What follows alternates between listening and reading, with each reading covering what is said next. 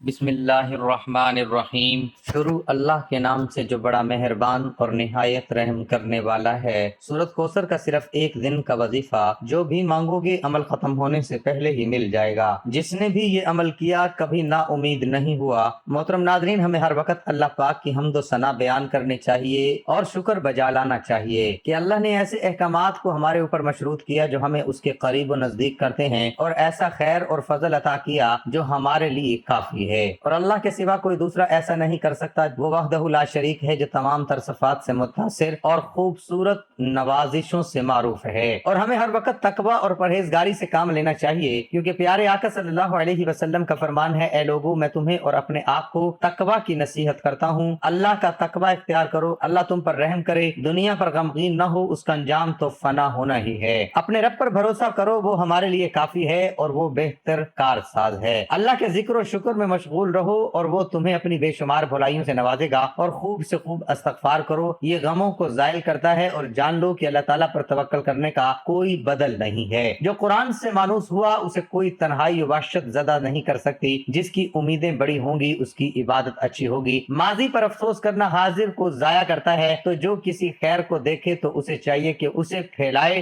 فرمانے باری تعالیٰ ہے، جو شخص نیک عمل کرے، مرد ہو یا عورت، لیکن با ایمان ہو، تو ہم اسے یقیناً نہایت بہتر زندگی عطا فرمائیں گے، اور ان کے نیک اعمال کا بہتر بدلہ بھی انہیں ضرور دیں گے۔ ناظرین، آج کی ویڈیو میں جس صورت کے بارے میں ذکر کرنے جا رہا ہوں اس کا تعلق انسانی زندگی کے ایسے معاملات سے ہے کہ جب آپ کسی ایسی پریشانی میں پھنس جائیں کہ جیسے کہ انسان کسی بند گلی میں جاتا، بند گلی سے مراد یہ ہوتی ہے کہ کوئی مصیبت آپ کے پیچھے پڑی ہوئی ہے اور آپ بھاگ رہے ہیں، اور اس مصیبت سے آپ پیچھا نہیں چھڑا پا رہے، بھاگتے بھاگتے آپ حالات کی ایسی بند گلی میں داخل ہو گئے کہ اب پیچھے مصیبت کھڑی ہے، دائیں بائیں سامنے راستہ ہے ہی نہیں۔ تو ایسے میں انسان کیا محسوس کرتا ہے کہ اب مارا گیا۔ تو اسی طرح کے راستوں سے اور ان تکلیفوں سے نجات کے لیے، آپ نے مشکلات دور کرنے کے لیے مسلمانوں، آپ کے سامنے ایک عظیم صورت ہے، ایک ایسی صورت جو خاص ہمارے نبی صلی اللہ علیہ وسلم کے لیے ہے، ایسی صورت جس میں اللہ عز و جل آپ صلی اللہ علیہ وسلم کو تسلی دے رہا ہے، اور آپ صلی اللہ علیہ وآلہ وسلم سے خیر کثیر کا وعدہ فرما رہا ہے، اور آپ صلی اللہ علیہ وآلہ وسلم کے دشمنوں کو لاوارث اور بے نام و نشان ہونے سے اور برے ٹھکانے سے ڈرا رہا ہے۔ اس کے ساتھ ہی یہ صورت دین و دعوت کے سلسلے میں ایمان کی زندگی اور اللہ کے دشمنوں اور اللہ کے دین کے دشمنوں کے تعلق سے اس کے موقف کو پیش کر رہی ہے۔ یہ عظیم صورت بندے کے تئیں اللہ کی حفاظت و نگرانی، اس کو ثابت قدم رکھنے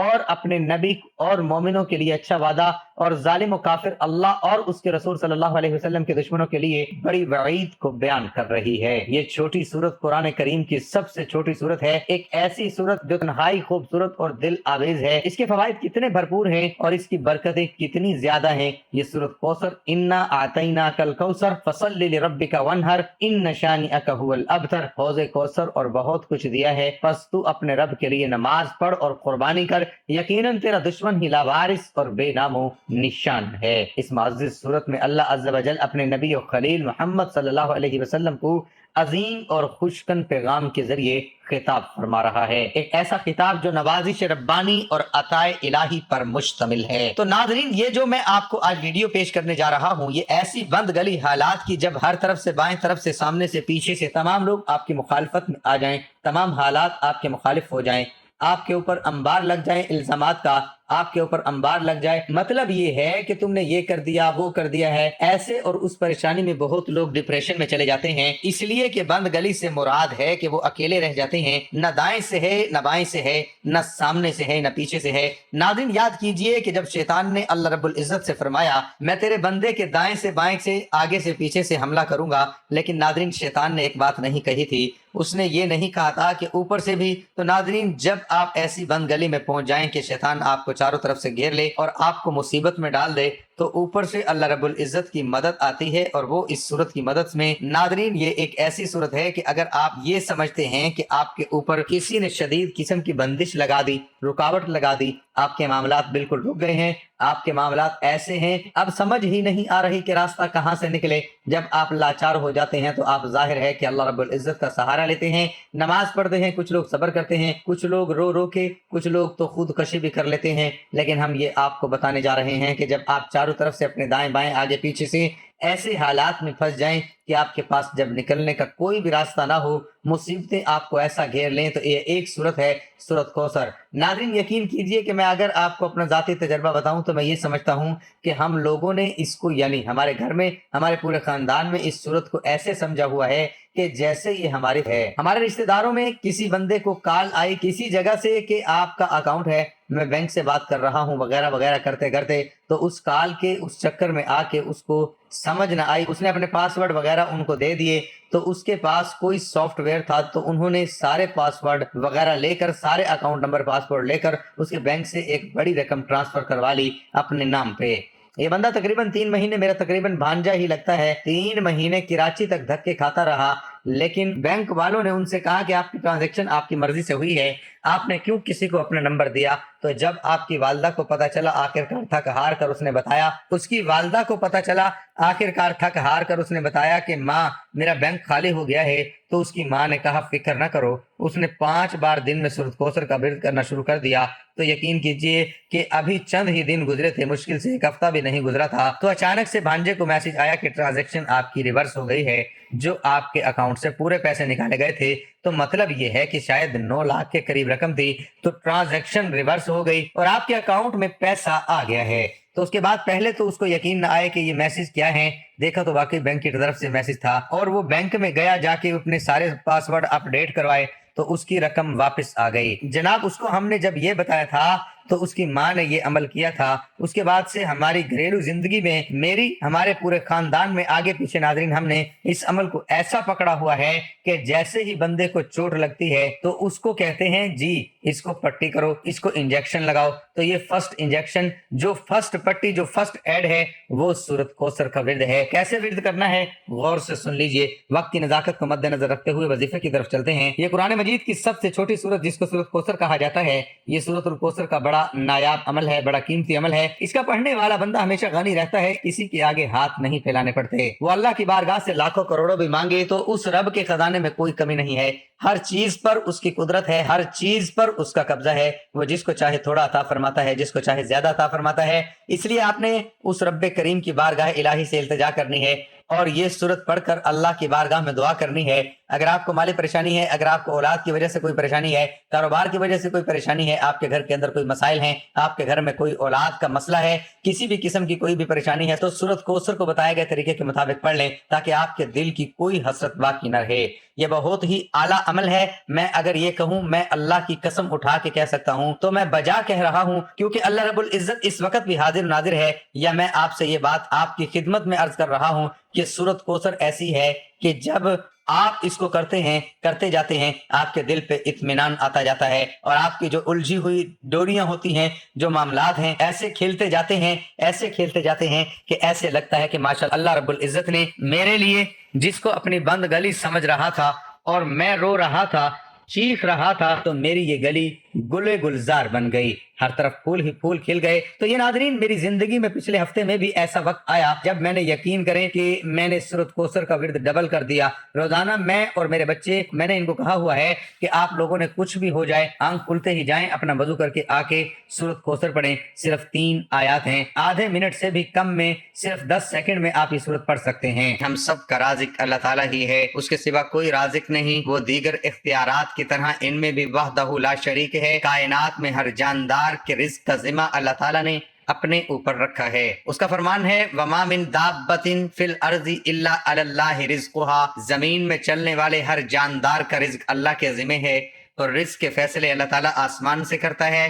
اللہ تعالیٰ کا فرمان ہے وَفِي السَّمَاءِ رِزْقُهُمْ وَمَا تُوعَدُونَ، آسمان میں تمہارا رزق ہے اور وہ بھی جس کا تم سے وعدہ کیا جاتا ہے۔ رزق اللہ تعالیٰ کی ایسی نعمت ہے جس کی تقسیم کا اختیار اللہ تعالیٰ نے اپنے پاس رکھا ہے۔ اللہ تعالیٰ کے ارشاد کا مفہوم ہے، اللہ تعالیٰ تو خود ہی رازق ہے، مستحکم قوت والا۔ اللہ تعالیٰ بعض لوگوں کو کشادہ اور وسیع رزق عطا کرتا ہے اور بعض لوگوں کو رزق میں تنگی فرما دیتا ہے۔ ایک منظم ضابطے کے مطابق اللہ تعالیٰ تمام مخلوقات کو اپنے وقت پر رزق پہنچاتا ہے، چاہے وہ زمین پر چلنے والے اور رینگنے والے جاندار ہوں یا ہوا میں اڑنے والے پرندے ہوں، نہ سمندر کی تاریکیوں میں بسنے والے جاندار اللہ تعالیٰ کی نگاہ سے اوجھل ہیں، اور نہ پہاڑوں کی چوٹیوں پر بسیرا کرنے والوں کو اللہ تعالیٰ بھول جاتے ہیں۔ اللہ تعالیٰ فرماتا ہے اور زمین پر چلنے والا کوئی جاندار ایسا نہیں ہے جس کا رزق اللہ نے اپنے ذمہ نہ لے رکھا ہو۔ ہم لوگ رزق صرف کھانے کی چیزوں کو کہتے ہیں، حالانکہ ایسا نہیں ہے، بلکہ رزق اللہ تعالیٰ کی دی ہوئی ہر نعمت کو کہتے ہیں، چاہے وہ صحت ہو، علم ہو، اخلاق ہو، عمل ہو، نیک بیوی اور اولاد ہو، مال ہو، دلی اطمینان ہو، یا پھر امن کی نعمت ہو۔ اللہ تعالیٰ کی بے شمار نعمتوں میں سے ہر نعمت پر رزق کا اطلاق ہوتا ہے۔ اللہ تعالیٰ کے ارشاد کا مفہوم ہے، اور اگر تم اللہ کی نعمتوں کو گننے لگو انہیں شمار نہیں کر سکتے۔ یہ اللہ تعالیٰ کی حکمت ہے کہ رزق کی تقسیم میں لوگ مختلف ہیں، بعض کو وہ اپنی حکمت بالغہ کی وجہ سے زیادہ اور بعض کو کم دیتا ہے۔ اللہ تعالیٰ کے ارشاد گرامی کا مفہوم ہے، اور اللہ تعالیٰ نے تم میں سے کچھ لوگوں کو رزق کے معاملے میں دوسروں پر برتری دے رکھی ہے۔ دنیاوی زندگی میں ان کی روزی کے ذریعے بھی ہم نے ہی ان کے درمیان تقسیم کر رکھے ہیں۔ اس حقیقت کو سمجھنے کے بعد بہت سارے مسائل حل ہو جاتے ہیں۔ نہ کسی سے حسد ہوتا، نہ دشمنی کے آثار نمایاں ہوتے، نہ اپنے آپ کو حد سے زیادہ مشقت میں مبتلا کرنا پڑتا ہے، اور نہ رزق کو تلاش کرنے کے لیے غلط راستوں کو اختیار کرنا پڑتا ہے۔ حلال طریقے سے رزق طلب کرنا بھی اللہ تعالیٰ کی اطاعت ہے۔ اسلام ایک مکمل ضابطہ حیات ہے، یہاں عقائد بھی دین ہے، شعائر تبدیہ، نماز، روزہ، زکوٰۃ اور حج بھی دین ہے، معاملات بھی دین کا حصہ ہے، معاشرت بھی دین میں شامل ہے، اور اخلاقیات بھی دین کا ایک اہم جز ہے۔ لہذا رزق حلال کمانا بھی دین ہے۔ حلال رزق کمانا تقدیر کے خلاف نہیں ہے۔ حضرت ابو ہریرہ رضی اللہ تعالیٰ عنہ کا ارشاد کا مفہوم ہے، ہم رسول اللہ صلی اللہ علیہ وسلم کے ساتھ بیٹھے تھے کہ ایک حسین نوجوان وہاں سے گزرے۔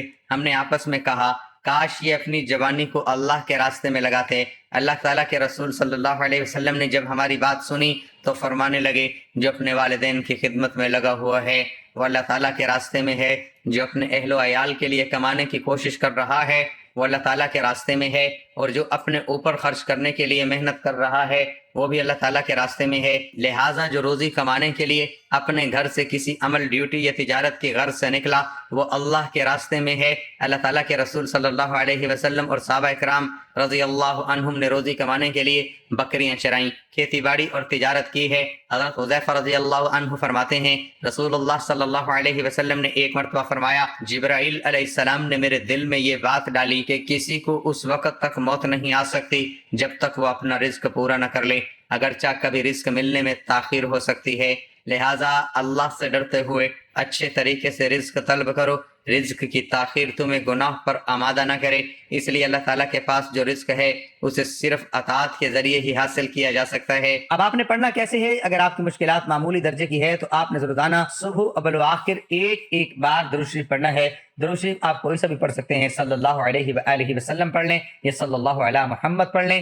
بہتر ہے کہ درود ابراہیمی پڑھ لیں جو ہم نماز کے اندر پڑھتے ہیں، کیونکہ اس کی فضیلت و برکت بہت زیادہ ہے۔ اس لیے ثواب کے طور پر ایک مرتبہ میرے ساتھ بھی پڑھ لیں، اللہم صلی علی محمد وعلی آل محمد کما صلیت علی ابراہیم وعلی آل ابراہیم انک حمید مجید، اللہم بارک علی محمد وعلی آل محمد کما بارکت علی ابراہیم وعلی آل ابراہیم انک حمید مجید۔ درود شریف پڑھنے کے بعد اب آپ نے اس سورت کو تلاوت کرنی ہے، اس کا ورد کرنا ہے۔ اگر آپ کی مشکل معمولی ہے تو آپ نے اس چھوٹی سی 3 آیات پر مشتمل سورت کی صرف 3 بار تلاوت کرنی ہے، 3 بار آپ نے پڑھنی ہے۔ ایک مرتبہ میں پڑھ کے بھی سنا دیتا ہوں۔ درود شریف پڑھنے کے بعد اعوذ باللہ من الشیطان الرجیم بسم اللہ الرحمن الرحیم پڑھ کر اس سورت کی تلاوت کرنی ہے۔ انا آتیناک الکوثر فصل لربک وانحر ان شانئک هو الابتر۔ ناظرین، قرآن پاک میں آتا ہے کہ کوئی مصیبت نازل نہیں ہوتی مگر اللہ کے حکم سے، اور جو شخص اللہ پر ایمان لاتا ہے وہ اس کے دل کو ہدایت دیتا ہے۔ اللہ ہر چیز سے باخبر ہے۔ تو ناظرین، آپ کی کوئی بھی پریشانی ہے، کوئی بھی مصیبت ہے یا کوئی بھی تنگی ہے، مشکلات ہیں، آپ نے اس سورت کی 30 مرتبہ تلاوت کرنی ہے، اس کا ورد کرنا ہے۔ تو اس طریقے سے آپ نے سورت مکمل کرنی ہے، پھر دوسری بار پڑھنی ہے۔ اور جو لوگ جن کے اوپر بھاری مصیبت آ پڑی ہے، بہت برے پھنسے ہوئے ہیں، وہ سورت کوثر کا ورد 50 مرتبہ کریں۔ مصیبت جتنی بڑی ہو تو عمل بھی ذرا بڑا کرنا چاہیے۔ اس کے علاوہ بھی آپ نے قرآن پاک پڑھنا ہے، قرآن پاک سے دیکھ کے پڑھنا ہے یا باوضو ہو کر پڑھنا ہے۔ اگر موبائل کی سکرین سے پڑھنا ہے دیکھ کے تو آپ باوضو ہو جائیں تو بہت اچھی بات ہے، کر لیں، تو اس میں اثر زیادہ ہو جاتا ہے۔ خواتین کے مسائل میں یہ ہے کہ وہ سمجھ لیں کہ کتنے دن آپ کو پڑھنا ہے. اس کو آپ نے 11 دن کے لیے پڑھنا ہے، 11 دن کے لیے پڑھنا ہے. اور یقین کریں کہ مصیبت آپ کے اوپر سے ایسی چھوٹ جائے گی. مجھے پتہ ہے کہ کیا محسوس ہوتا ہے یا مجھ پر مصیبت آتی ہے، اور میں خود سورۃ کوثر پڑھتا ہوں تو لگتا ہے کہ ایک سخت مشکل تھی اور طوفان تھا، اور اس طوفان میں ایسے لگ رہا تھا کہ ہر چیز برباد ہو جائے گی. لیکن اچانک سے موسم خوبصورت ہو گیا، پھول کھل گئے، فضا خوبصورت ہو گئی اور میرے لیے آسانی ہو گئی. یہ اتنا زبردست عمل ہے، تو آپ لوگ یہ ضرور عمل کیجئے. اللہ کا واسطہ میں آپ کو کہہ رہا ہوں، یہ عمل ضرور کیجئے اور مصیبتوں سے، پریشانیوں سے آپ چھٹکارا حاصل کر لیں گے. اسی طرح اگر کوئی دشمن ہے جو جان نہیں چھوڑتا، ہر طرح کی تکلیفیں دیتا ہے اور دشمن وہ ستاتا رہتا ہے، اور خاص کر وہ دشمن کے جو ایک نہیں بلکہ پورا گروپ ہوتا ہے، تو ایسے دشمن اگر کسی شخص کے پیچھے لگ جائیں اور وہ ہر طرح کی تکلیف پہنچانے میں کوئی کسر نہ چھوڑتے ہوں، تو ایسے دشمن کو ٹکڑے ٹکڑے کرنے کے لیے اور دشمن کے گروپ کو توڑنے کے لیے آپ نے اول و آخر 11 مرتبہ درود شریف پڑھنا ہے، اور بیچ میں سورۃ کوثر 41 مرتبہ پڑھنی ہے، اور اس نیت سے پڑھنی ہے کہ دشمن کا یہ جتھا ٹوٹ جائے اور آپس میں ایک دوسرے کے دشمن ہو جائیں. 21 دن اگر آپ یہ عمل کر لیں گے تو انشاءاللہ یہ دشمن کا جتھا نہ صرف ٹوٹے گا بلکہ یہ دشمن آپس میں ایک دوسرے کے دشمن ہو جائیں گے اور شیرازاد بھی کھٹ جائے گا. یہ ہر قسم کے معاملات کے لیے جو بھی بندش ہے، رکاوٹ ہے، رشتے نہیں ہو رہے، گھر نہیں بن رہا، کاروبار نہیں چل رہا، یہ نہیں ہو رہا، آپ جس مقصد کے لیے کریں گے اس مقصد کے لیے کام کرے گی. پڑھائی ہے، رشتے ہیں، اولاد ہے، میں پوری لسٹ بتاؤں گا تو ویڈیو لمبی ہو جائے گی. یہ عمل کرنا شروع کیجئے اور اللہ رب العزت آپ کے لیے بہت بہت بہتری کرے گا. اور اس کے بعد آپ کو پتہ چلے گا کہ کسی نے یہ صورت بتائی تھی اور اس سے ہمیں زندگی بھر کسی پیر فقیر کے پاس جانے کی ضرورت نہیں ہے. قسم اٹھا کے میں کہہ رہا ہوں، یہ آپ کے لیے بہت بڑا اللہ کا انعام ہے. دعا ہے اللہ تعالیٰ میرا سنانا اور آپ کا سننا اپنی بارگاہ میں قبول و منظور فرمائے. آمین. ناظرین، گزارش ہے کہ اللہ تعالیٰ کے 99 ناموں میں سے کوئی ایک نام لکھ کر کمنٹ میں ضرور شیئر کریں. اللہ تعالیٰ ہم سب کا حامی و ناصر ہو. آمین. جزاک اللہ.